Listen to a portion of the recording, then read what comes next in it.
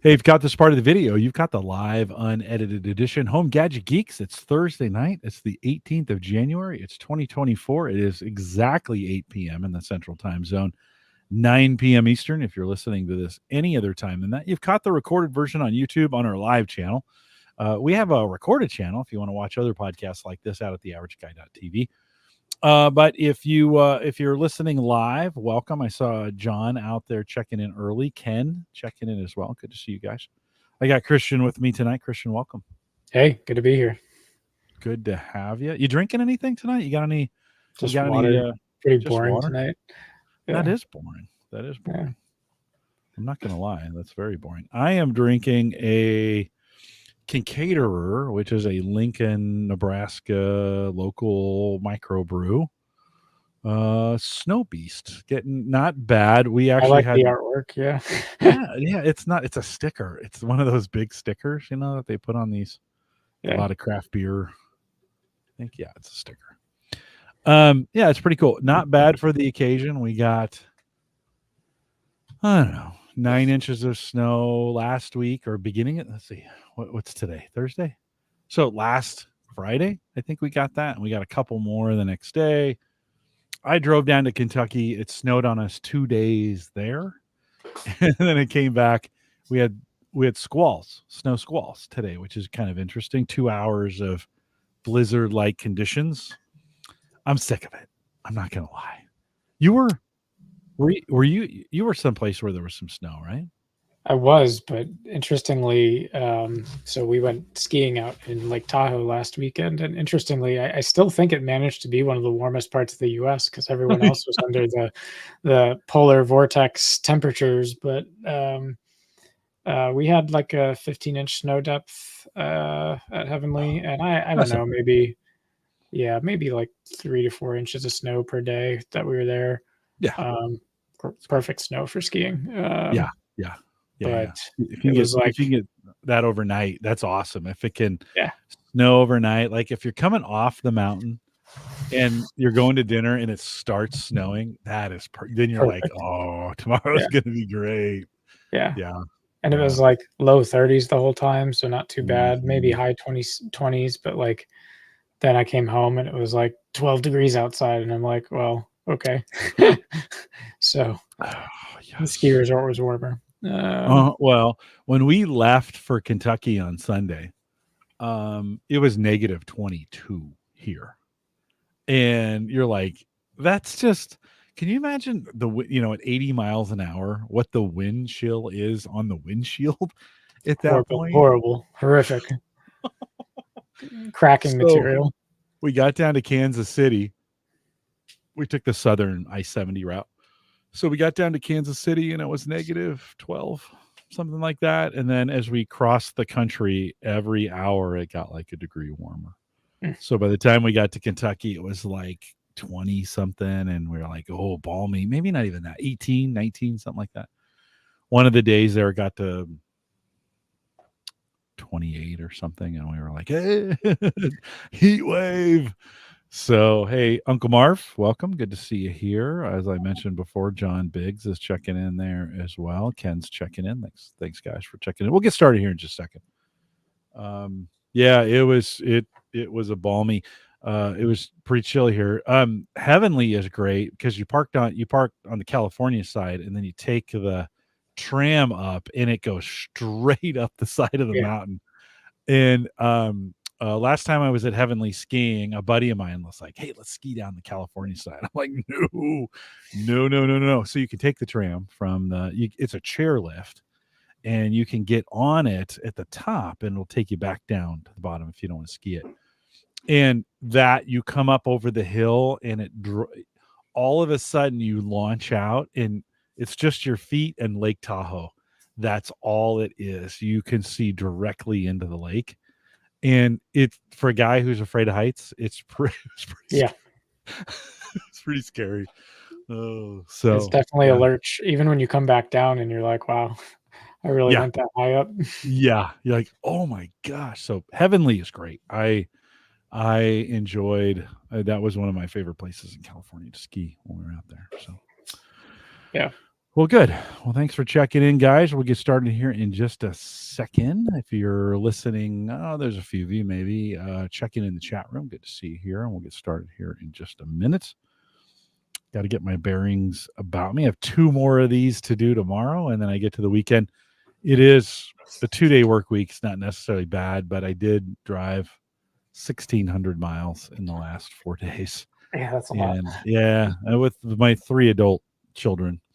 And that was fun. Going out was fun. Going back the last maybe 6 hours, I think we almost killed each other on the way back. It's like,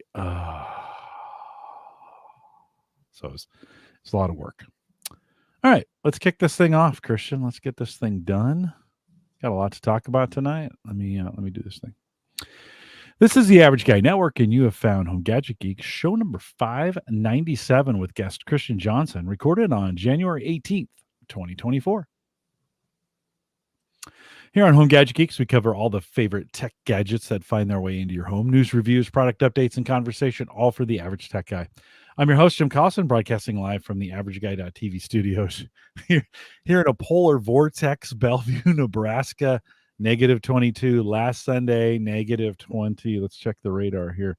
-27 on Saturday here. And, of course, we'll post the show with some world-class show notes out at the AverageGuy.tv. Big thanks to Tanya Jordan from Bark, who joined us last week or 2 weeks ago, and we played her interview in. Of course, we appreciate her and her coming on the show. Hopefully you got a chance to check out Bark. If you didn't, go back and listen to that episode 597. And big thanks to our Patreon subscribers who help support every single month, and you can join for a month or for more than a month if you'd like.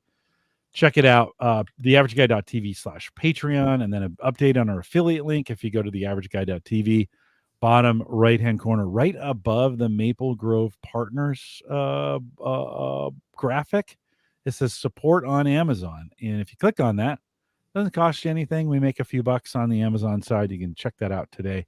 And, of course, I mentioned Maple Grove Partners, and he's with me. He's back. He's here. Christian Johnson, welcome to the program. Hey, thanks, Jim. It's good to be back. Kicking off. We're still pretty early in 2024, so kicking off the new year with Home Gadget Geeks. I like it, and it's there's plenty to talk about already. So yeah, in December we celebrated 13 years. 13 years ago, you and I and some others did the very first episode of this. Did you ever think? Like no, like 13 years is just bonkers. It's cool. It's really cool. I don't think I ever thought too that we would be, hosting and building a kind of hosting platform around podcasting. It's kind of how it really got started, right? Yeah. We've been doing that for about just as long. So no, hard to imagine it's been 13 years. Also scary to think that there's 13 years of pixels of my face on YouTube. I'm sure all the AI robots have studied them closely at this point. But pretty cool accomplishment. You ever thought of just permanently pixelating your face for whatever? Oh yeah, you may have to get face replacements. Might be the new Botox in 30 years when you evade all the AI overseers. Transplant your face. Yeah, it's always amazing to me when I think about 13 and all the things we've talked about, and all the to the point where some of the technology we used to talk about isn't relevant anymore, and then some of the things we didn't talk about enough or not a lot of have become major topics. And so it's just, we have the Christian's Corner always had some kind of element of the future and big data, some of those kinds of things. And of course, all of that has turned into this AI space. We'll talk a little bit about that here coming up here later in the show. Christian, last time you were on, you were talking about all the vomiting you were doing to get your pilot's license. Lots of vomiting, yeah. Lots of vomiting going on there. Give us a quick update. Where are you at today? How far along are you? How have things gone in obtaining that pilot's license? Yeah, it took 106 hours and 214 takeoff and landings, but we completed the private pilot certificate. So I'm able to take passengers up now, and joined a small flying club in the area.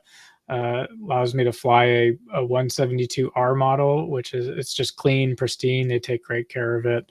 And that's been a real awesome treat to do that. And so, my goal in the beginning of the year last year was to complete the license. Most people call it a license. It's technically a certificate, but complete the private pilot in 2023. And we did that with 12 days left in the calendar year. So that was awesome. Nice. And this year I'm working on my instrument rating, so that, expands the types of weather conditions that you can take the aircraft into and fly safely with. So When you're flying without just instruments, what do they call that? There's a term for that, right? IFR, instrument flight rules, is basically the instrument only. VFR, visual flight rules, is essentially you can use the instruments to help augment your flying, of course, but you're really supposed to be flying by visual reference. We flew Omaha to Centennial, Colorado one time in a Cessna, and he was only VFR rated. And Grand Island, no, Kearney, one of those places got fogged in. And he was like, sorry guys. Yeah, can't go anywhere. Like, we're just gonna stay. We ended up staying a whole extra day in Centennial, waiting for the fog to clear so he could get that. How long would it take you to get your instrument rating then, generally? It's interesting. It's actually a equivalent amount of ground school work or content from the private, and the flying requirements are also fairly in depth, because really, in many respects, it's almost like you're learning to fly all over again, just in a different way. Stage one of the training, you basically need to be able to demonstrate all of the maneuvers that you learned in the private without visual reference. So instrument only, you have to do all your stalls and steep turns and emergency procedures and etc. But then there's quite a bit of new content in terms of how you navigate and communicate and do flight planning. Changes quite a bit from VFR to IFR. So I think if you're doing it part-time like I am, it's probably going to take you about the equivalent time. So I would say 9 months if you're flying 1 to 2 times a week, and maybe up to a year or more if you're going slow. Okay. Yeah, a little bit. So same amount of time. This time next year, we'll do a podcast with you. That's right. I got the instrument rating. I'm good. Yep. I'm good to go. Yeah. So with VFR, where it's visual, the weather is everything. Have you caught yourself? Do you feel like you're more weather aware now than you were before? And what do you use to check the weather? Have you changed your weather apps? Yeah, I realized that all the weather apps on my phone just lied to me, and so I've stopped using them. And the only app I use now is ForeFlight, which is kind of like, if you're a pilot, that's kind of the leading platform. If you're on an iPhone for, it does everything. I mean, it's everything from, it's an augmented glass display when you're in the plane, to it helps you with briefing, pre-flight, weather briefing, etc. But it's just a really sophisticated application. The standard subscription's like $110 a year, which sounds like a lot, but for what this application does, I mean, it's just really incredible.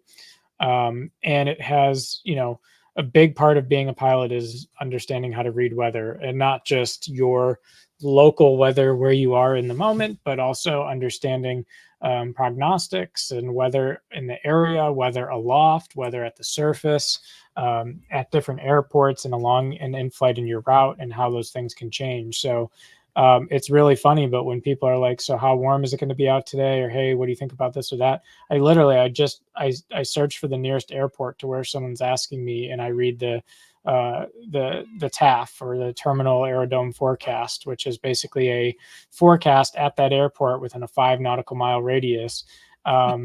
And you'll be able to tell them exactly what's going to happen in way more detail than most of the weather apps on your phone. And I've seen, huge discrepancies between what the general weather apps will tell you and what, something like that will tell you. And so yeah, just stopped using the other ones.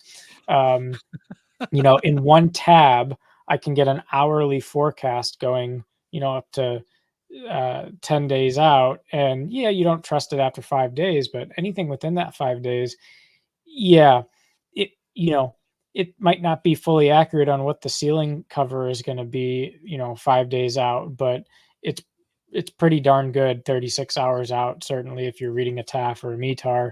And then even ForeFlight's, hourly prognostics are pretty dialed in. So that has definitely changed the way I consume and think about weather. Is that because the people who use it, their life is on the line, and so they're more serious about it? You look, you go to the Weather Channel, it's ads mostly, right? Yeah. AccuWeather, they do a little bit better. I've actually been using kind of a rogue My Radar, which that's just a small little company that's trying to bust into that space. They're actually trying to go and do an IPO and do that. But the people generally, their lives aren't on the line. In this case, these are pilots. Like, they need to know. Do they just take weather more seriously, or why do you think they're more accurate? It's a combination of things. If I told you what the wind speed was in your area, you might not really care at the surface. You might be like, oh, Right. okay. Because for you, like, the difference between 5 knots and 12 knots is probably not something you're materially going to care about. But to your point, if I'm a pilot, I absolutely care about that difference. And I very much care about what direction the wind's coming from, because that's going to determine the best runway to take off or land at. And it's going to help me understand if I have crosswinds that I need to deal with. And if you're a pilot and you have crosswinds on a landing or a takeoff, you need to be able to correct for that so that you're going straight with in relation to the relative path that you're flying. So I don't think it's that the information isn't there, but you definitely you force yourself to consume and get a much more complete picture than what someone's willing to tell you on a weather channel. And yeah, radar is interesting, and the general weather apps are interesting, but the data sources are a little bit different, right? So like a commercial product like ForeFlight has to hit a certain kind of standard of quality, if that makes sense, in order to support the aviation community. But also like NOAA and National Weather Service, and Aviation Weather Center, these types of U.S. government weather products are also held to a certain level of standard. So when you kind of add all that up, I don't think it's that your general commodity apps or news channels or platforms don't have access to this information, but I think it's your understanding of how the weather will move will change a lot, right? Yeah. For example, in a normal weather channel briefing, they might guesstimate when rain will start and stop, and you might get it on the hourly, but like, you could know if that forecast is accurate if you're like, oh, the winds are picking up from this direction, and I know the cold front's here and it's moving along this way, and oh, now it's going to be moving faster. Like, when you can start adding those pieces up in your head, your ability to understand how the forecast matches the reality changes much quicker, and so that helps you in accurately understanding what's going on. Mm-hmm. Yeah. Well, and there may be more sensationalism to some of the apps Yeah, than just a little. right than hey, it's everybody's got to do what they do to make a living. But when you think about the weather from that perspective, yeah, well, yeah, that's $100 a year. That's $10 a month. Yeah, you're right. If you Half want the to get cost of a Netflix subscription. So what are you waiting for? good way to look at it. Joe says, been considering putting up a weather station to integrate with Home Assistant. Yeah. What do you think? What do you think? Well, we're like, I've always thought about putting a weather station here, at the Average Guy TV studios, where I could Bluetooth to it and get the local rain and wind and all that other stuff. And then every time, just about the time I'm going to take it off the shelf or order it on Amazon, I go, nah, the weather apps are good enough. Aren't they really? I mean, do we really listen? If you enjoy tracking the weather right down to your location, no shame if that's what you want to do. But don't you think the weather apps are good enough in most cases to get the rain, humidity, wind, those kinds of things? I think it depends what general app you use, but Yeah. I mean, I Yeah. think for Yeah. the average guy, probably fine. Yeah. Um, but weather stations are also cool. So Yeah, no, they are. That's the thing. They they are big nerdy instruments and they're yeah, super cool, right? And I'd love, I always look in my backyard. I'm like, ooh, I could put a weather station right there. You want them in an open area. You want them to be able to not be influenced. You got to get them high enough so that they're out of the path of the homes in the area. Trees aren't affected by it, or they're not affected by the trees, right? Um, John says out in chat, he says, unless there's a major weather event, it usually doesn't matter, right? Outside of being interesting. I think I always wanted to have one of those super high tech weather stations that reported in to the mm, other ones, right? There's kind of networks of these things that you can go on some of the maps and see some of these things. And then I go to take it off the shelf and I'm like, I'm just not sure I need to be maintaining another thing in my yard. Anyways, well, have you thought of putting one there in your ever thought about putting a weather station of some kind in your you know, little I, local? I haven't, but I think they're super cool. I'd like to finish building some ham radio station type stuff first, and then I'll be able to move on to the weather station Wait a minute. Are you doing project. ham? Are you What's doing that? ham stuff? Are you doing ham stuff right now? It's been a while. I have the ham license, and I have coax and shielded cabling and D-Star radios, and I have all the gear for it. I just haven't had the physical and mental bandwidth to Yeah, get my head back around it. So been flying a little bit lately. Well, mm, yeah, there's certainly, I mean, this time of the year, there's a lot going on with weather. I mean, we had this morning, I went in to work. It was, I don't know, 20, let's say it's 23, 24 degrees. And they were calling for snow at 4, and right at 4 it came. And then we had the National Weather Service came in and said, "Hey, snow squalls are possible in your area," and bam, it was like there was whiteout. Yeah, yeah, like a whiteout, and it stopped by 6. It stopped, and I've got, I don't know, an inch and a half, maybe 2 inches of snow to go clear in the morning. That's the robot that I need, is the snow clearing robot. snow clearing. Yeah. Go out there, and it's a mess. It's, how it is. Mhm. It's a mess. So we got some work to do. Okay, I got I think it was through the Discord group. I had someone ask me the question. It's been a while. It's been a while since you and I have talked about LastPass and Bitwarden. Let me ask you the question now. Some water has gone under the bridge with LastPass. They've done some things. Where are you at today in that breach? Um, and where are we at with Bitwarden? I still love Bitwarden. Um, it's just the interface has been awesome, and this like the security assessment hasn't really changed for me since the last time we talked about it. Um, they've added some new features lately. So the one that they just launched last week is a passkey beta, and this is pretty cool because this is a new kind of passwordless technology that has come out. It's part of the whole FIDO framework, and it's somewhat of an evolution because once you set up your passkey, like you no longer need a even a master password. You don't need a username, and you don't even need two-factor authentication. So you authenticate with this passkey, and that passkey is whatever's used to lock the device. So fingerprint, face, pin, etc. Um, so it's really cool to me to see they're upping their game on what types of authenticators are used to replace even the master password. Um, and the product underneath the hood is the same great product. So it's $10 a year for the license seat that I have, which premium I think down there. Yeah, there you go. $10 billed annually, and like literally, like it's the best $10 I think I spend all year. Um, and I'm still tinkering.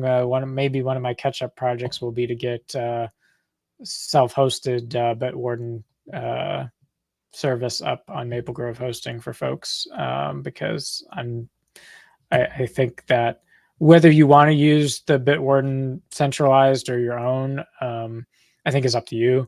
I don't think it materially changes the security one way or another, but I've had a lot of fun doing the self-hosted, and I think there's really cool ways you can integrate that with the kind of applications and stuff that you want to do as an enthusiast or an individual. I don't use Vault Warden. I literally just take the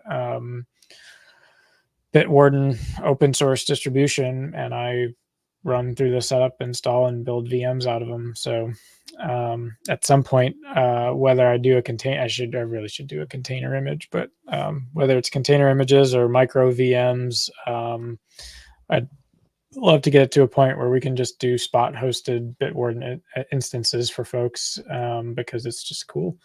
On the LastPass side of the equation, I got to be honest, I haven't really followed their evolution too closely since their last "What are you doing?" moment. But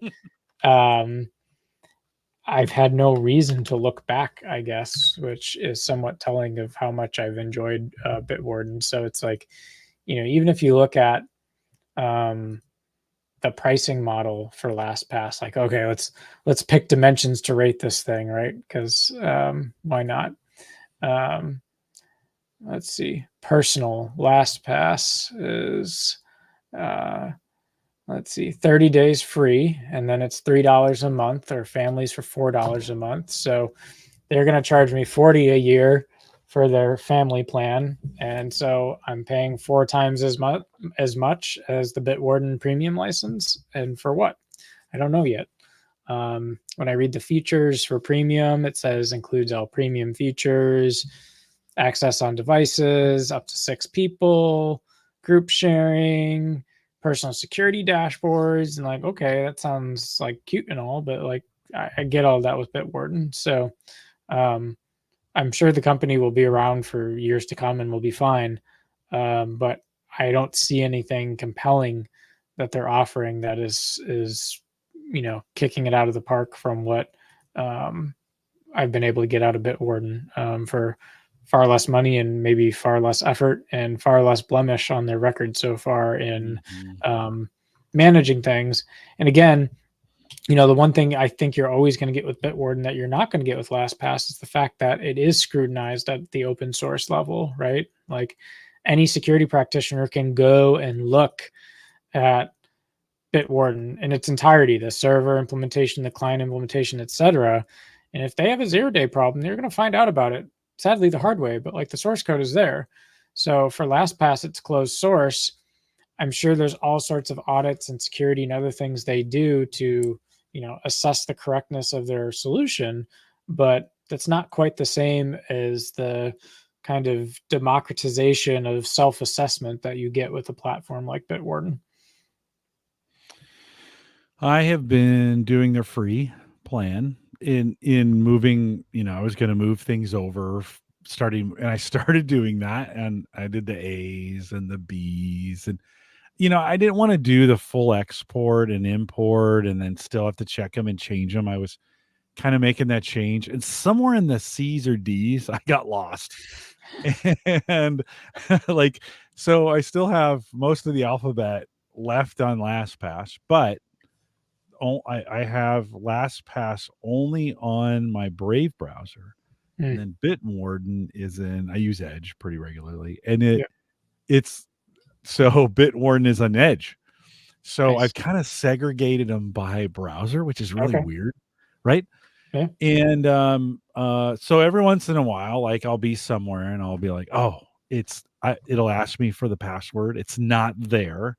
I have to go over to the Brave browser, log into LastPass, get the So password, bring it over. did you do a one-time export I import? didn't. Okay. No, I didn't, because I was like, what I want to do is check them off and delete them as I go, and then I want to go in and change every single one. And I Right. thought that would incent me to change them as I went, so that it wasn't because I listen. If I export and import, I'm not changing a single one because I'm going to Yeah. be like, all right, I'll just do it as I go, and I'm not going to end up changing any of them. You know? Honestly, it's a feature I kind of wish. It's not, I think, very easy to do by any stretch of the imagination, but I do think it would be really cool if the next evolution of password manager is one that auto rotates the passwords for you with the provider. And I call that a short term solution in the sense that I really think 20 years from now, we're going to be finally done with like passwords. I hope. I really hope. Me I don't too. know, Me but like, too. I think we're going to get there. And so, until we get there and until all these applications get upgraded, like, wouldn't it be awesome if you only had to worry about having the latest authenticator standard with your identity manager? We'll call it that. And your identity manager handles any type of automatic credential rotation for your legacy credentials. And then, you don't have to think about it anymore. It's like, oh, how long has it been? I don't know. Someone asks you, what's your password to your bank account? Gee, seriously, I don't know. And Yeah. That would be cool. So see, Yeah. a free feature, a free product feature idea for LastPass's roadmap. I hope they heard it. Well, and I think so by this time, I don't know, maybe it's been a year since I started doing this. I all the passwords I need, I probably have pulled over. Every once in a while I run into one. And I kind of think you check me on this thinking. At this point, if I just declare LastPass bankruptcy and I go, okay, I'm gonna check the notes one final time to make sure there's no keys that I've put in there. And then I'm just gonna delete the account. And if I do run into an account that I need, I'll just have to invoke a password reset and make sure that I do it through Bitwarden so that it's in there permanently. The keys are some crypto stuff that maybe I copy and paste it into notes. I do want to make sure I get those things moved over. Passwords, I don't know, Christian, what at this point do you think, is that safe to think, or is there danger in what I'm thinking? Um, in which part specifically Oh, scares you? about Keeps you just up at night? deleting, like, okay, so I have D or E through Z of Yeah, passwords that I've yeah. never, right? I've never rotated. I've never gone in. I haven't changed. I definitely haven't changed them yet. They're still out there. They're still with my old password. It's Do it what? probably, I think of it as more of like a ranking system, right? Like Yeah. we're sorting your passwords right now by alphabet. If we could sort it by priority, like Yeah. are your Yeah. are your bank Oh, accounts and your banking for yeah, sure. Yeah, yeah, yeah, yeah, yeah, yeah. Let's be clear. The ones I use all the time have already made the conversion over. Banking, finance, yeah. the email, those kinds I of I things. would say the things that move your life are the ones you want to make sure are getting rotated frequently. If you have a laundry list of other ones, then like rather than indexing on the alphabet, I usually index on the last time you used the login. Um, that can kind of go both ways. You can argue it both ways. On one way, you can be like, gee, I haven't logged into this site in 5 years, and then maybe they've been breached in the last 5 years, and I would never know about it because I haven't logged in or gotten any communication from them. Yeah. But hopefully, like for those types of things you're not really using, like hopefully Mm. it's limited to like some limited amount of PII that you're storing with that provider or otherwise. Because if you're using it, chances are I don't know, the things that you use are generally going to be where more of your bits of your identity and your life are stored. So like, who cares if someone got your form login to a website 6 years ago, right? And like, maybe the answer is you don't care, and then maybe the answer is, gee, it was a little bit more important than I thought. So can never be sure, but I mean, as a litmus test, if you got the money and the identity things and the communication things like in a healthy place, there's just, I mean, how many different web services do you think you've signed up for in the last 10 years? And then how many of them do you think you still use today? And if you answer those two questions, you can probably think about how many passwords in your vault are, I don't want to say useless, but not a whole lot of value if they get compromised either. Yeah. Well, I think, there's, as I'm looking, I pulled it up right now. I'm in the D's. So I have Disney Plus, right? That's one of them I haven't moved over. Now, I didn't even know I had an account on Disney Plus, to be honest. But Right. And it's like, what's the impact if someone hacks that, right? It's like maybe you get a notification that someone logged in from an unknown device, and then okay, you would go and rotate it, right? Can they buy anything? Probably not. Can they change the credit card on the account? Yeah, please go ahead and pay for the account. Have a nice day. But like that's about it. Like the damage is pretty limited there.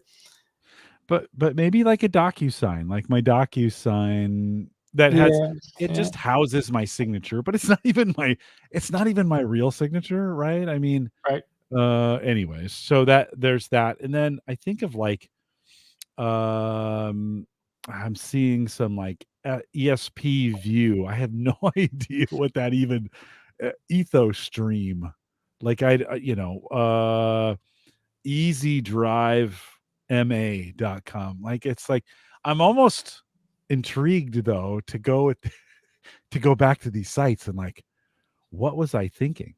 What was I fit to run? Flight Radar 24.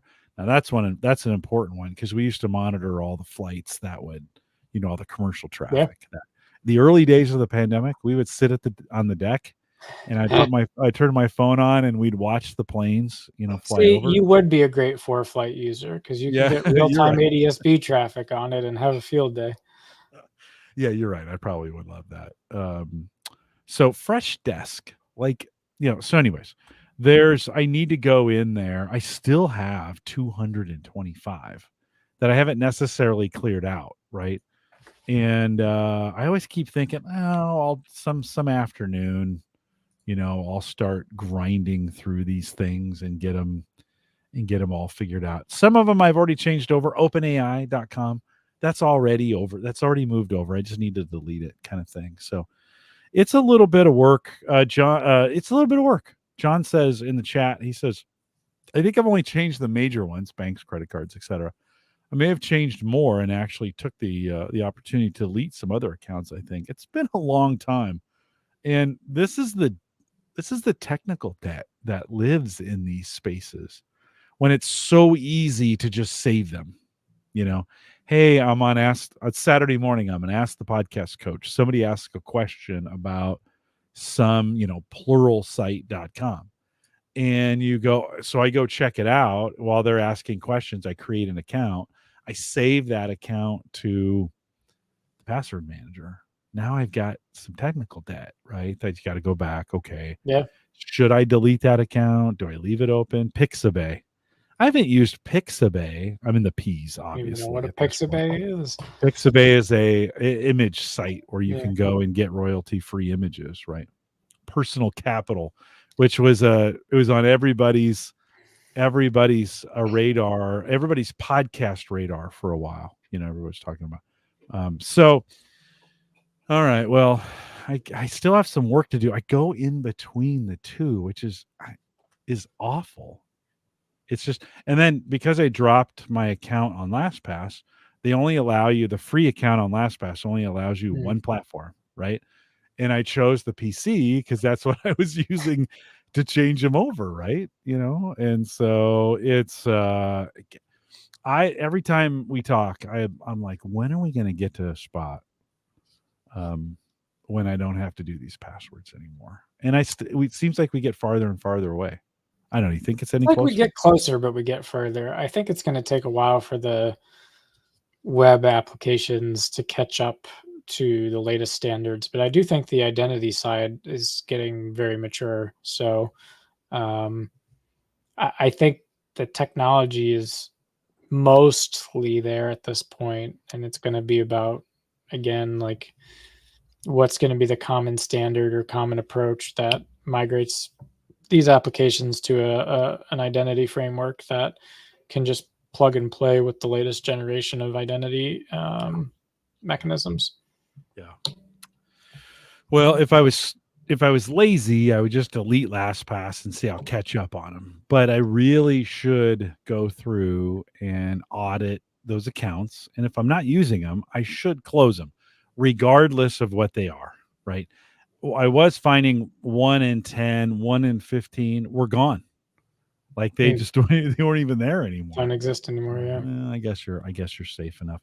The thought, Christian, was I would have LastPass up in one browser, Bitwarden up in another, and I would just literally go, okay, I'm gonna get the URL and the password, open it here, save it in Bitwarden, and then delete it on the other side, and I could kind of go back and forth. The problem is it's not that simple. Like, yeah, it's a lot of work. You go to log in, then you start looking through the site, and you're like, oh, well, this is interesting. Right? Yeah, it's the scroll problem. Ah. When I migrated off of RoboForm, I did a one-time backup of the vault file and then encrypted that again. And then I had everything in Bitwarden, and then I pruned going from Bitwarden, and I pretty much went through every login, and I did the squirrel exercise as well. Of man, I haven't been to this site in I don't know how long, but the thought of trying to manage the two at the same time was too much for me. So I just went cold turkey on it. Well, the thought of going through Bitwarden and getting them all is almost too much for me. I almost need that accountability of, I need to see it in LastPass. I need to see it in Bitwarden. Then I need to delete it in LastPass so I know it's done. I have a feeling I would get to the B's in Bitwarden and then be like, yeah, I don't want to do this anymore. It's making me cry, to get through some of those things. So, well, I think the key is do it in the way that works for you. Absolutely. And that helps you get it done. I do need to get back to it. Maybe I'll get from the D's to the G's after we are talking. And it seems like each time we talk, I get a little bit farther. Any other thoughts on password managers before we move on? For some reason, when we were having the discussion about password managers and I was thinking of stuff in my vault, I thought about HelloFresh, only because it's connected to the phrases LastPass, Jim Collison, Home Gadget Geeks, and HelloFresh are all like connected in my head. Apparently, it's the same thing. Oh, that's hilarious. And so I went and pulled my statistics that since you referred me onto HelloFresh, we've done 16 boxes in about 3.5 years, which isn't like, I'm not a power user of HelloFresh by any means, but I'm that, weird guy that refuses to close the account. And so you can only skip up to every 4 weeks. And so the way HelloFresh works in our family is if I've remembered to skip every 4 weeks, then we don't get a box. And if I've forgotten to skip, life really must be busy, which means probably having HelloFresh that week wouldn't be necessarily a bad thing. And that has actually worked out for us in a weird way. So this is totally off topic, but if you rotate 3 letters per week in your password manager, you'll probably be done by summer and it won't be super painful. And HelloFresh, you can go in and count your subscriptions and, it'll be a great time. You can go look over the menu history and you now see the type of squirrel activities that I did when I went rotating everything. That is hilarious. What's even funnier about that is that you can kind of justify, it's almost like a dead man switch. If I'm so busy I can't cancel HelloFresh, we're probably going to need it. That's right. So that's right. Yeah, it's pretty interesting how that worked, but that's that is freaking hilarious. I was gonna say, let me see if I can go. I'm trying to log in now. Listen, Sarah took over HelloFresh a while ago, and apparently HelloFresh is in the H's, so I have not moved into Bitwarden. And when I just tried to log into it with LastPass, it gave me this isn't the right password. So obviously she's changed the password, which is now you don't know for us in HelloFresh. But I'm thinking, like, we've had HelloFresh for like 5 years now, and we do 2 a week. This week, sometimes during the winter, it just gets so bad. I don't even know where the boxes go. This week, it just didn't show up. We'll have to follow up to see if we get the credit back for it. But it's that's the one. You're like, we left and the box was supposed to come. We had this big snowstorm, and then we got back and the box never showed up. Maybe there's a UPS guy enjoying. He's like, well, it was gonna spoil, so I'm just gonna eat it. And where does HelloFresh go when it doesn't get delivered? I don't know. I They've don't been know. pretty good. They've been pretty good. I don't think we've had a lost box before. So Yeah, pretty good. yeah. John says he still hasn't done HelloFresh. You got to try it once. It's pretty great. Like I said, it's taught me how to cook. Jim Shoemaker says, don't forget to check the recovery passwords and all the and to change all your security questions answers. If someone hacks your password records, probably find those too. Hate passwords. I'm just going to delete them all. Listen, Schwab bought TD Ameritrade, and it took me months to get that thing figure out. It's sometimes even setting them up takes a while. Yeah. So, anyways, well, an extended HelloFresh ad there. If you want to, on the website, there's a if you go to theaverageguy.tv and check the show notes, there'll be a HelloFresh link. If you want to save, I don't know, it's like $150 or something. Click the link, give it a try. It's pretty delicious. And make sure you try the shepherd's pie. Have you done the shepherd's pie? I haven't actually. Oh, so good. Maybe that's because I've always get the default menu. I've never customized a menu in 16 boxes. It's like dinner roulette for yeah. What box is coming this week? Exactly. That's hilarious. Well, you've probably tried some pretty good, meals. No, John, HelloFresh does not have haggis. Shepherd's pie comes with meat, so it's technically pub pie. That's what they call that, pub pie. Yeah, and shepherd's pie is made with lamb. Shepherd's pie made with lamb, and then a pub pie made with beef. It's so delicious, Christian. You got it. Next box. You ought to purposely plan for it, because this is the time of the year. Shepherd's pie with some Guinness. It doesn't get any better than that. It doesn't. There are better beers than Guinness too. But okay. That being said, and Jim did a dad joke. He said couldn't stomach it. Okay.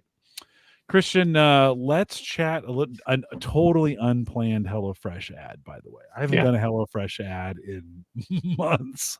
So good job for bringing that up. Let's talk about AI really quick. We spend some time. It's okay. We got ChatGPT 3.5 came pretty quick behind it. 4.0 released on the paid version with that. We've got Bard and Bing and folks jumping in. We got AI being added to everything. Then it seems like over the holidays it got real quiet. Like it just people's kind of just stopped talking about it for the most part. I know that doesn't mean nothing's happening, but give us a little update. What are you seeing out there? I think there's a lot happening actually, and by the way, I agree with that. It just seems like maybe we got the outlets that I listen to were like, oh my God, if I have to talk about AI one more time, I'm going to choke somebody. Yeah, no. I mean, maybe that's a good sign that people still know how to take a vacation or some, downtime for the holidays. But it's, it's funny that you mentioned what you just said, because I don't like saying the word AI or talking about it, because I feel like people are immediately like, oh, here we go. Because it's like it's plastered everywhere. It's just like I was thinking earlier today about how, man, these are really cold temperatures this week. And I don't know what's different about it this time, but like no one's talking about it the way they talked about it like when this happened last time. And I'm trying to remember the last like polar vortex type thing we had. Years ago, right? Yeah, Texas, it was like a couple of years ago. Yeah. And you couldn't read a single newspaper article or headline or anything. You couldn't touch your phone without the words polar vortex being somewhere on the screen or the paper or whatever. And so AI is like that on steroids, of course. And so I try to think about clever ways to talk about it without using the words that people's eyes don't glaze over because they're just getting bombarded with it right now. But like, look, here's what I see so far. It's growing faster than the internet. And just stop and think about that. Like the most innovative thing that we've done in, the last 50 years, arguably, of course, pick your battles, but like the internet was one of the fastest growing things that's happened, right, in the last 50 years. And AI is making the internet look like it was a nothing burger, which obviously is not true. But it's just, to me, the scale is like, holy cow, like the amount of growth that we're doing in AI at the pace we're doing it at is remarkable. And I don't even think we've found the top. Like people are already talking about the hype curve and how we're in the euphoria phase and soon we're going to get down to reality, etc. And I don't think we're there yet. Like we're still on the early side of figuring out what we're going to do. And I think that's because a catalyst was sparked. And, it's funny you mentioned about like how Christian's Corner in the past on the show has kind of prognosticated some of the cutting edge technologies, but many of them really, if you think about the last 10 years of Christian's Corner in many ways, was preparing the compute platform for what we're seeing now, Yep. right? Because most of what we're doing right now wouldn't be happening without the advances in semiconductors that we're seeing. And so whether you talk about Moore's law not being dead yet, or you just talk about the sheer innovation that's going on in making custom compute chips, that wasn't on the board in a meaningful way until recently, right? So like we built up all of this cloud compute, we built up machine learning models, we soaked everyone's toes in the concepts of big data and securing that data and analyzing it and being able to do ETL. And those are all good, like low level infrastructure things you got to get right. But the dynamite that went off at the infrastructure level was the fact that we got really good at semiconductors all of a sudden, like again. And we started making chips that are not just GPU or CPU commodity, but now we're making AI chips. And so I think what you're going to see going with semiconductors over the next 2 to 3 years, like we're still in like such an early phase of it that I don't necessarily buy the concept of we're in a hype curve yet. Like we're nowhere near it. Just AI alone driving change in the way we're manufacturing chips, whether they be commodity CPU chips or AI focused chips, is remarkable. And then, you really want to go to blue sky territory in this topic. I read this fascinating article this week that says Microsoft AI discovers 18 new battery materials in 2 weeks, and it only needed 80 hours to come up with 18 distinct new battery materials that, were given. It was a partnership with Department of Energy, right? And this is research that normally takes on the order of years just to come up with a few, different potential battery material ideas, right? Because like lithium has ruled the world for a while. We want to find things that are more dense, run for a long time, don't need to be recharged, etc. So, that article in and of itself at this level of infancy and with just the early stage of the semiconductor maturity, like incredible stuff, really. It's somewhat, yeah, you can say that the title may be a little bit hyped or what the actual impact is. It's not like they discovered the new battery and mass manufactured it and it's working yet, but like just the ideation and the brainstorming that you're seeing coming out of using AI is really going to start changing the way people think about it. And one of the truly naive statements that the former OpenAI exec I think he was one of their kind of earliest. His name's Zach Cass, and he was one of the former AI execs, but one of the like OG open AI guys. One of his kind of views on this is we could be in a place where AI is the last meaningful thing humans ever invent.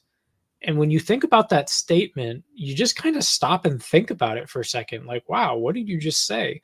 AI could be one of the last meaningful things humans invent. And the first time I read it, I thought it was kind of this apocalyptic doomsday statement of like, oh, you're saying like, then they're going to, the AI is coming and going to wipe us out. And that's not what he meant at all. What he was saying was the rate at which AI is able to explore these experimental research concepts and turn them into actionable realities that humans can go and do something with is stunning. And we haven't even scratched the surface. So again, and you're seeing a lot of market movement in January around this, right? You're seeing Google laying off employees and now more employees, and they're laying them off because they want to retool to chase their biggest ideas in AI. You're seeing Mark Zuckerberg and Meta spending now billions, literally billions of dollars on just buying the H1000 AI compute platform from NVIDIA, just the hardware. And so you're seeing major big tech companies doing a major retool here to chase AI and really general AI. And the generative aspects that we're seeing with what we have today already are going to keep growing. So I'm very, to use a market term, if you will, I'm very bullish on where we are in AI right now. I still think we're very much at the early stages. I don't think we've hit the hype curve. Yeah, there's some aspects of hype, I think, in terms of what things come out of research are actually going to turn into product realities. But like, if you look at what's holding up the stock market right now, it's semiconductors and AI focused companies. That's it. There's not broader market depth going on right now. Through January so far, over 50% of the indexes have been down. And the only thing that's been propping up a market correction right now has been the fact that semiconductors and big tech continue to lead the way. So that shows you where the growth is just in the economy. And to me shows that we're still very much in the early stages of rolling out what this is going to be. And you're still seeing changes in even down at the retail level going on with AI. So there's an article that came out today from Microsoft about how they're going to set 16 gigabytes as the new minimum RAM for a PC to be labeled an AI PC for Windows 12. And that machine is going to need to have a minimum of 40 tops. I don't know that compute term super well, but it basically, if you had to average your total GPU, CPU, and memory compute footprint to compute an AI workload, 40 tops is now the new minimum requirement. And so even down at the home user level, we're talking about what are the minimum requirements going to be to do AI. And we don't even have the platform there yet. The OS isn't even there yet. So also pretty notable to me.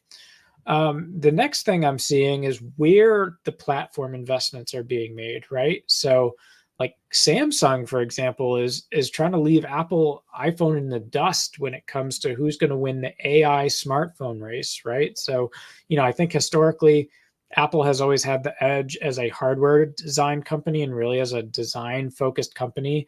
I think the iPhone just has a little bit more maturity and capability than the Google and Android platforms have historically. But you're seeing now a major new competition within, like, what's the next evolution of the phone? Apparently, it's just another compute platform to do AI in your pocket. And so, like, a lot of the historical things we talk about, like phones, desktop computers, cloud or big compute infrastructure, all of them are getting retooled right now for AI, and we're just at the beginning of it. So despite kind of the end of the year, kind of the market hype maybe being a bit quieter around AI, there's a lot of stuff moving right now.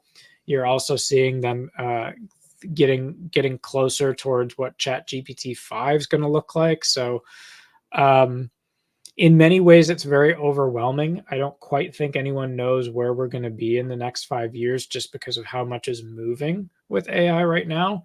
But I definitely think that there's a large groundswell here that we're just in the infancy stages of. I mean, it really, in many respects, is one of the most terrifying and exciting things that's happened in technology in the last, since the internet, and growing much faster than the internet.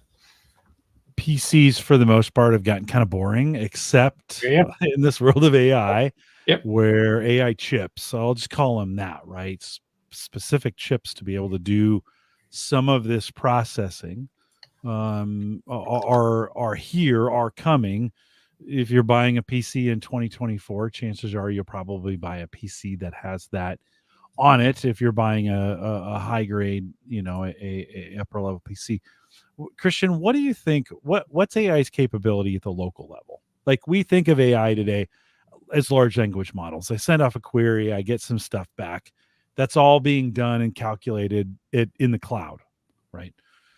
But what do you think the next frontier at the local level is? Because we bounced back and forth, mainframe to the PC, then back to the cloud and back to the PC, and then back to the cloud and back to the PC.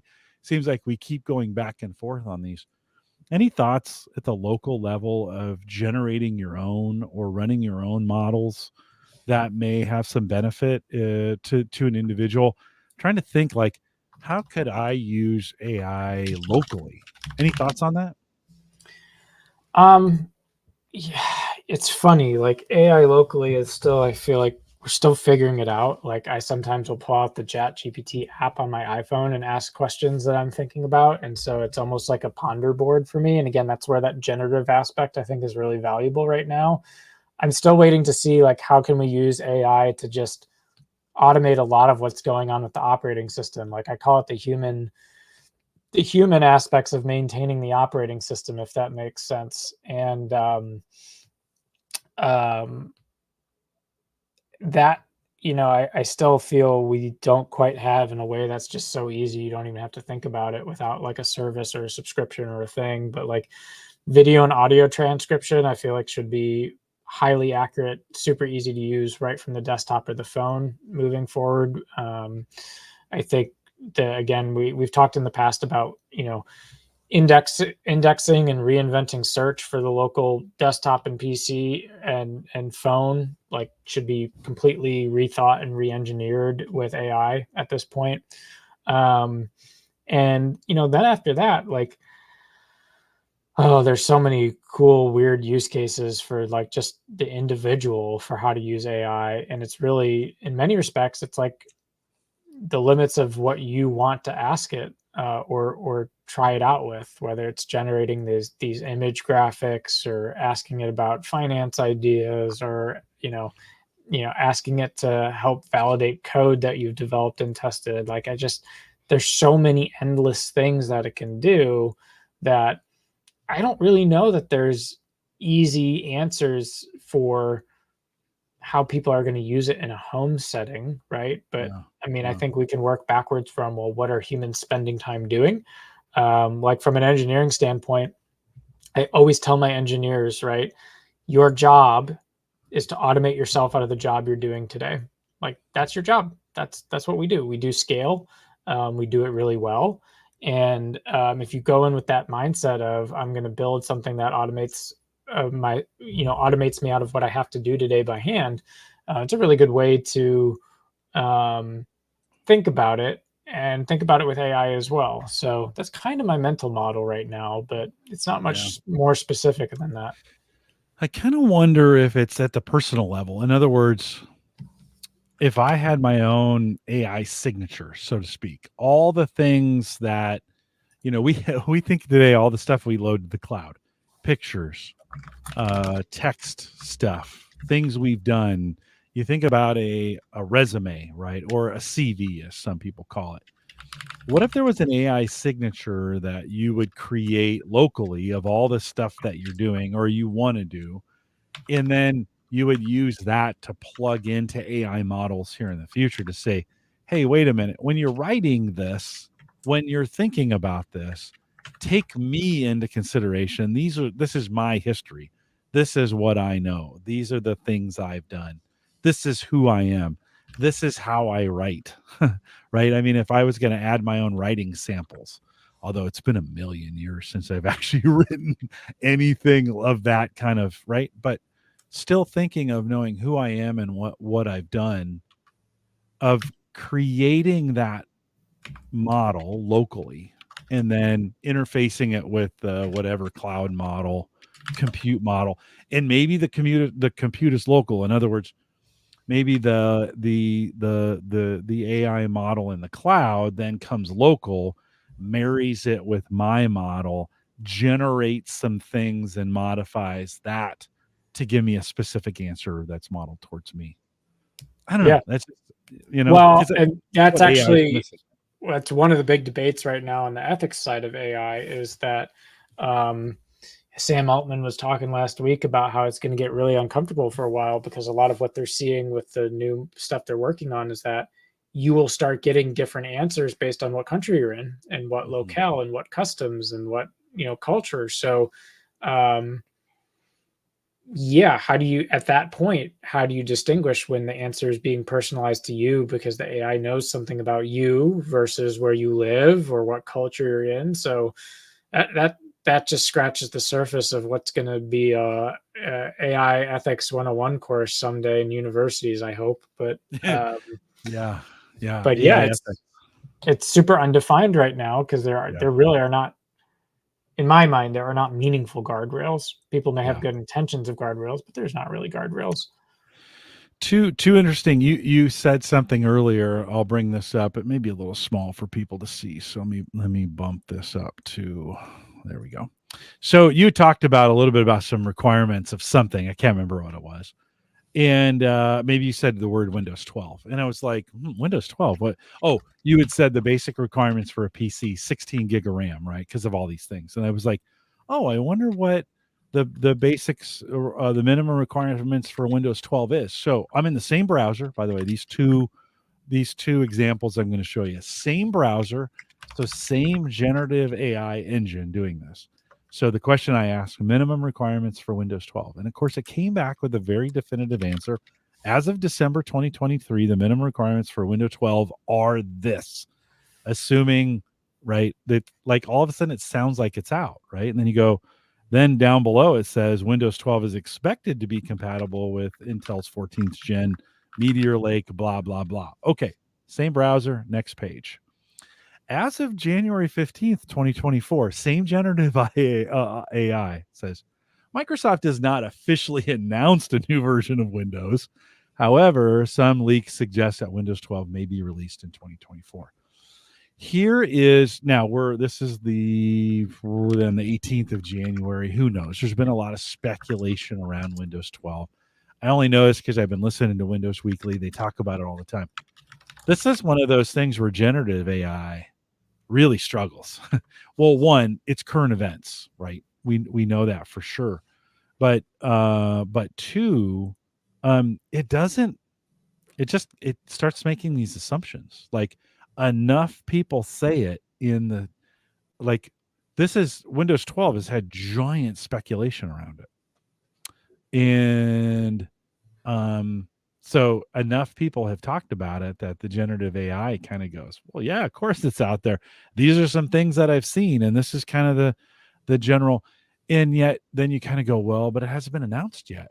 So where are you getting your information from, kind of deal? So Christian, this is in that space of I don't know if it's because it's the newest of news or it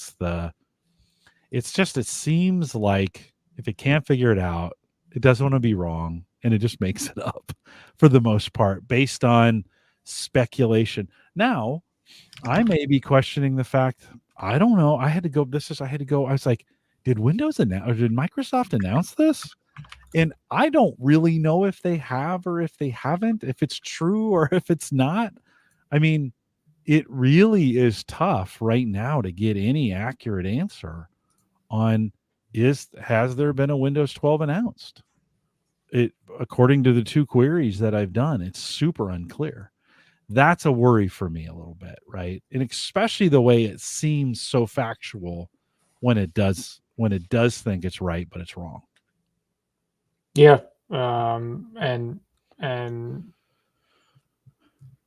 again, these are areas that, even if you talk about, what I still think is the largest problem, that we're going to face with the hallucination effect, right? Yeah. Like, Yeah. Yeah. we're still there. Could maybe we solve that, and then maybe there's the next set of whack-a-moles behind that, Yeah. right? Yeah. Yeah. So yeah, that it's not that those classes of problems don't concern me, but I'm just not even sure that we know what the like full enumeration of problem set is yet. Like if you think about other topic areas like security, like just take like cybersecurity for example, it's not that you necessarily know what every 0 day or every like possible vulnerability is going to be, but generally like we have a pretty good understanding at this point what the different classes or domains of problems are when it comes to information security. And in many respects, I still feel like we're figuring out those categorizations of Mhm. of um, what works, what doesn't work, what's research, what's not, what are real guardrails, what are fake guardrails, etc. Um, and so, that Yeah. I find Yeah. fascinating. Yeah. By the way, both of those on Brave, both of those queries on Brave using Google, and it's Bard, right? That's their that is their version of the AI engine. I asked Bing the same question. It says according to a credible report by How to Geek, Microsoft is planning to release Windows 12 in late 2024. However, Microsoft has not officially announced Windows 12 as a release date as of February 2023. Yeah, it's in some of these areas, especially when it's new information, or sometimes when there's so much conversation around it and you have people posting things as facts, even though they're not, it confuses the hell out of the AI engine. It's like, I don't know if this is real, if it's not. Trusted sources. I think we're going to have to solve the idea of trusted sources. This, Hmm. which is a battle in the last 20 years we've been trying to do as humans with news, right? you know, Well, yeah, and not just the trusted sources, but now you're also seeing the lawsuits around content yeah, use. So yeah, just the content, what feeds the hungry bear is going to be equally. And I mean, we've always said, just from a basic ML standpoint, bad data in, bad data out. But it's much harder to measure that, yeah. with the speed and size of these models now. So Wait a minute. You said hungry bear. Did you spot? Speaking of a hungry bear, when you were at Heavenly, you mentioned it at the beginning of the show. Did you see one of those? yeah, you get that was an excellent transition. Yes, I when we were skiing at Heavenly, I had the rare occurrence of going down a blue trail, and there were like two other people standing, which was really weird to be just like stopped dead in the middle of a blue trail. And when I stopped, we were all looking at a black bear home to California, and a kind of interesting that they're pretty rare to see in the resort, by the way. In that video, you can see it making its moves. And that's when we got the heck out of Dodge. Um, and I got several photos as well. It was rare enough for the resort that an ABC reporter covered it. And you can see in that video, the bear is on the move. Um, but yeah, I think it's the fastest I've ever skied down a trail was that experience. And I mean, you can see in that video, like it's moving. Yeah. Um, Yeah, moving well too. Yeah, yeah. if you're watching or if you're only listening to the audio, we're showing a little bit of the video. I don't know if this is going to get pulled down with a copyright strike after showing that. That is ABC. It is an ABC News video, so we'll have to see how that works itself out. I may have to take that out. I will leave a link in the show notes in case we do have to take that out of the video. It'll make the audio. So head over to theaverageguy.tv/HGG597 and I'll have the link to it as well. So they didn't interview you for the new spot. There was somebody else they were interviewing for that. Is that right? Yeah, the person they interviewed was the woman standing right next to me when everyone's Came taking within an photos. inch. Yeah, yeah, yeah. That was pretty wild. The Yeah. whole Did thing. you? What were you thinking? I mean, so you see this bear. How far away was it from you? I was maybe no more than 30 feet away. Oh wow. The Wow. guy, yeah, the guy that was like really an idiot that you see in that video standing behind the bear You're was maybe like no more than 10 to 15 feet away. And you're we're like, dude, there- yeah, right there, that picture. We're like, dude, what are you doing? And we're like screaming to this guy, like you're in the bear's space, like you got to back off. But what was interesting was that the bear was not interested in the guy who was super close. He then got interested in, us standing slightly down the hill in its vision. So when you see that video, the bear, brawling across um the trail, that was like right in our standing area. So Yeah. like I Yeah. said, Yeah. get on the skis and flew out of there. Because Oh, that's awesome. as soon as I saw the bear move, I was like, wow, they move really fast. And I'm like, wow, I'm not moving at all. I need to be Yeah. moving right now. Yeah. So like I said, I Yeah. flew down that trail. And I wiped out like another halfway down the trail and was just like, okay, I'm gonna rest here for a little bit. I was just kind of done after that. It's a little scary. I mean, they're like snow dogs. They hustle across the snow. Like they are all muscle and they move pretty quickly. Joe says, "Hey, he was just looking for his picnic basket." And that's an old Yogi, Yogi the bear. I won't do the voice, but that's an old reference to Yogi. Um wow. Well, you had mentioned in pre-show when we were talking about this, you'd mentioned bears are hibernating less, maybe because we make food so available for them, right, during the winter. We're not very good at keeping food away from them. So what's the incentive to go Yep. sleep all winter, There's right? no need. They can be year-round creatures in a place Yeah. like Heavenly. So Yeah. Well, listen, I've skied a ton. I've never seen a bear. So good on you for getting that getting that experience done. I thought only Christian Johnson would I gotta be, yeah, it was pretty surreal, I will say. would be So somewhere where a bear was, and it would make the news. Well, Christian, thanks for coming back tonight. I think with that we'll kind of close some things up. What's ahead for you? We talked about, so you're doing some instrument rating on there, maybe some ham radio stuff yet to come on that. Anything else you're looking ahead at here as we think of 2024? yeah, it's a good question. What other trouble do I get myself into? Um, What other kind of work? yeah, work will probably be busy for the next few months. We'll get some Maple Grove updates out. Yeah, some house projects, but yeah, try to keep things. I still am in the doing the community orchestra pretty Oh yeah, consistently. So yeah. That's four great. four regular season holder concerts, and then like usually 4 to 5 community concerts. So quite a bit of music. For those that don't know, tell them what you play and how long you've been Yeah, playing. I'm a second violinist in our kind of county area orchestra, and I've been playing probably for the last 24. We'll be on 25 years next year.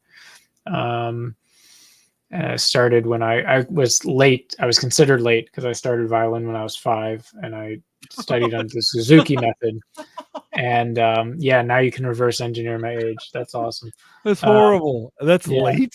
it's late. They consider 3 the Oh, age to start violin under the Suzuki method, good and lord. you learn by ear first, and by you memorize all your music for your recitals, etc., and you don't learn um, sight reading music until later. Um, so yeah, I was considered late, I guess, but it all worked out. But yeah, been Yeah. doing it for almost a quarter century, and I never went professional with it, so but it's been fun and an important part of my life. So nice way to give back and still kind of keep the skills set up by playing in the orchestra. And yeah, the concerts are pretty great. Several of them are sold out ticket seating, so it's always a fun audience to play for. And yeah. What is your playing in a big orchestra? Like, there's for me, there's nothing more awe-inspiring than to be at a concert and to hear, and you to hear that music being played together, and you look up on the stage, and everybody's and they're just regular people like you and me, like Yeah. they're just showing up for the concert, right? They've been playing this their whole life. When you're up there and you're playing, but it's part of this gigantic piece. What does that feel like for you? It's cool because you almost every time I'm up there, I'm like, there's no, you have a sense of you're part of something greater. Um, the fact that music connects everyone's brains in this way is a fairly unique language in and of itself. And you know that you couldn't produce this type of sound without everyone doing their own little part. So it is very cool. And in terms of the music that is played in an orchestra, or particularly at the symphony level, I mean,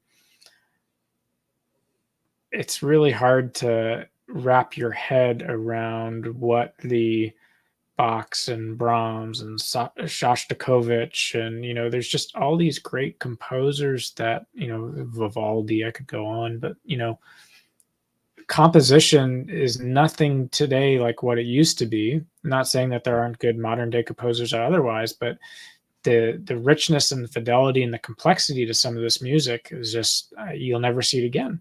So they really are kind of masterpieces frozen in time in a way. And the fact that we still recreate them in a live audience is super remarkable to me, because I could see a future where maybe that's a very, very rare thing. So, if you think about it, like what was the hype, this in this generation, AI is the hype, but 500 years ago, the arts was a big hype, right? How do you make the arts It's the most? magical, right? Yeah. Yeah, Yeah. exactly. To the common man, it was magical. It was Mhm. mystical. Mhm. Yeah. So, Uh, yeah, yeah. and playing that same music 500 years later is just as mystical. So It's interesting, Christian, as you say that. I wonder how many times in those 500 years it's almost gone away.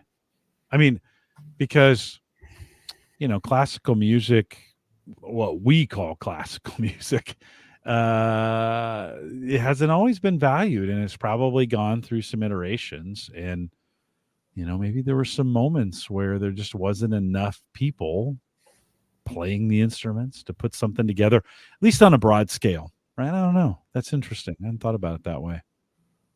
yeah. I watch a guy. It's really, really, really, and we'll wrap it on this. I watch a guy who on YouTube. I've been watching a guy recently, and who takes current works or past works and plays them, and then gets on his keyboard and talks about the musical, the composition behind it, and how the math works behind the music. Like, this is why these things work, right? Musically, or not work, or interesting chords, or how sometimes two different keys can work together, how they can shift, how they can shift the piece to two different keys. Anyways, you see him. It took me a while, but you see him. The guy is a scale master. Like, he can tell you key every note in that scale, every note, like, in fast. And then all those things that relate to that. How, when you think about the violin and that you're playing, do you have to have that same precision from a key perspective to be able to say this key and some like, you think of keys like, oh, there's 7 of them. No, there's a ton of them, right? Yeah. And different key signatures and stuff. Yeah, you do. I mean, you develop. It's the only instrument where there is no set position that's marked, right? So with a keyboard, it's marked by the key that you're pressing. In a guitar, it's marked by the fret. Um, but on a string instrument, and I'm going to define that as violin, viola, cello, bass, double bass. There is no um, position marker, and where your finger is on that string when it's pressed will change how it resonates and vibrates at what frequency. And just the slightest changes in where that finger is technically a different note. It's a different vibration. So, and then the violin specifically is the most expressive instrument because, from a technical perspective, it has the greatest range. I think it's. I'm gonna.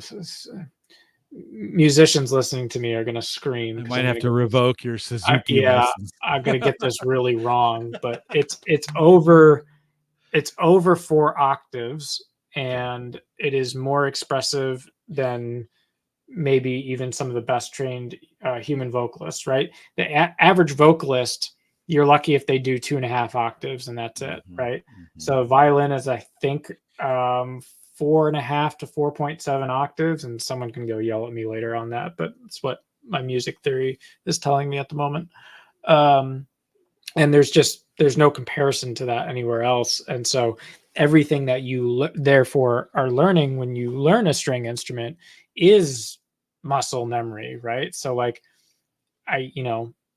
look at how many violin. I mean, you don't have to play with your eyes open to hit the note correctly. Why? Because your body and your muscle memory knows exactly where all those notes are that you're trying to hit. To be fair, the human vocal cord is much shorter than the violin length, and so you get a little more distance, right, on the violin. But yeah, well, it's touch, it's memory, right? By the way, John wants to know what were you doing in those 2 years, Christian? Jeez, Yeah, I mean 3 to 5. Were you? I was pretty slow in those ages, so I didn't say more than 5 words until I was probably 5. So I did a lot of listening, and now I do a lot of talking. So it all Good. bottled up, and then it came out. So sorry, it came busting out. Well, yeah. We're glad it did, and those around you are glad it did as well. And so it's the certainly the talent is there. One of the things we've never done is the hundreds of times that we have podcasted together, you've never played your violin on the podcast. That's true. Yeah, we could change that at some point. Yeah, Dave Jackson every once in a while on Ask the Podcast Coach will get out his guitar and do a riff. So maybe sometime we'll have to figure out a way to work in the old violin. Do you play anything else? Do you have any other instruments that you play? I had a weird foray into saxophone for a couple of years. Oh, I played sax. Yeah, that was interesting. Yeah. I can right hand keyboard and sing averagely well, but that's about it. Yeah, I played sax. I wanted to play banjo during the Steve Martin era. Like Steve Martin played banjo, and I thought, oh, this would be really cool. It's really hard.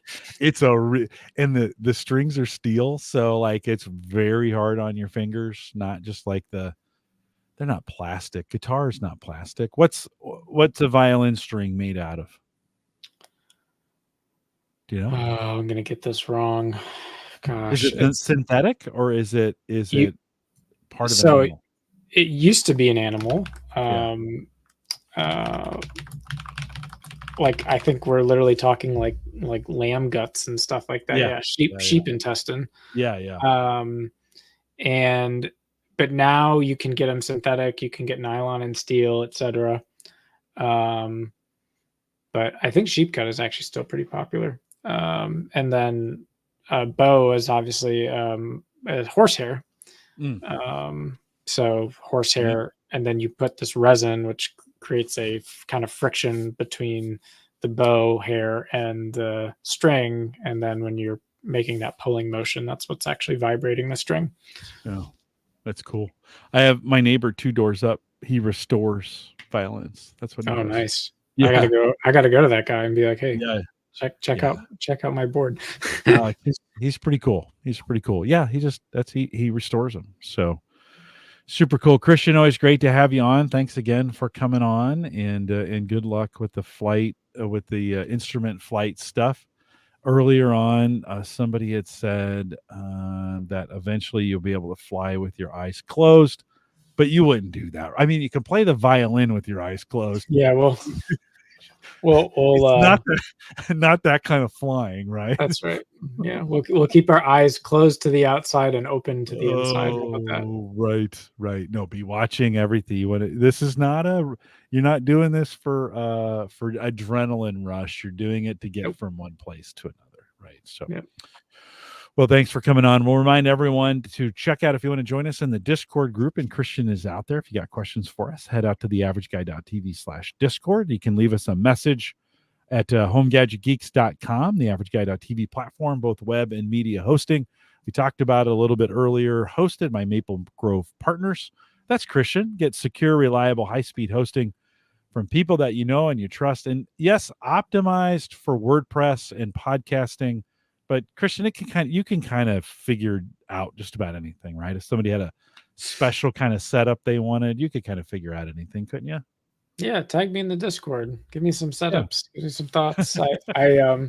I do well when people tag me in Discord. I don't do well Okay. when it's just like a stream of conversation Yeah. across all these random channels I'm in. My Discord has blown up into this wild place these days. So it's I a just very go ahead. Yeah, I was just gonna say it's a very utilized platform for me. I'm in all these different rooms. So if you don't see me engaging in a conversation, you think I might have something to say, and just tag me, because I look at the mentions almost immediately, even if I'm not tracking individual threads. So, and you are the Last Jedi, right? The Last Jedi. Yep. The Last Jedi on Discord. We actually use Discord as a family chat. Some of the kids didn't want to use Facebook, some of them didn't, whatever. And so we moved on to Discord, and now we have a very successful Discord channel just for the family. In fact, Sammy, we off the general chat made a sub chat. Is that what you call it on Discord? She's in Boston right now, enjoying some. I'm not sure she's going to come back, just to be honest. She's having such a good time out there. Yeah, she's having such a good time. I'm not sure she's coming back. But anyways, secure, reliable, high-speed hosting from people you know and you trust. Plans start as little as $10 a month. Check it out today. Maple Grove Partners, all one word, maplegrovepartners.com.